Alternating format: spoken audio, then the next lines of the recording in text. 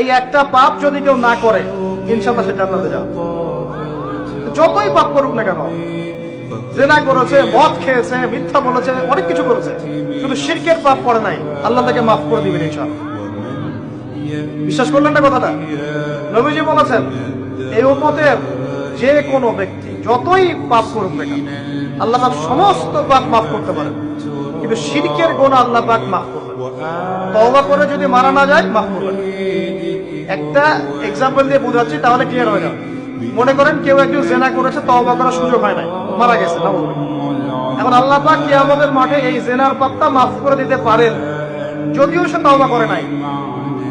যদিও সে তওবা করে নাই, আল্লাহ পাক এই পাপটাও মাফ করতে পারেন।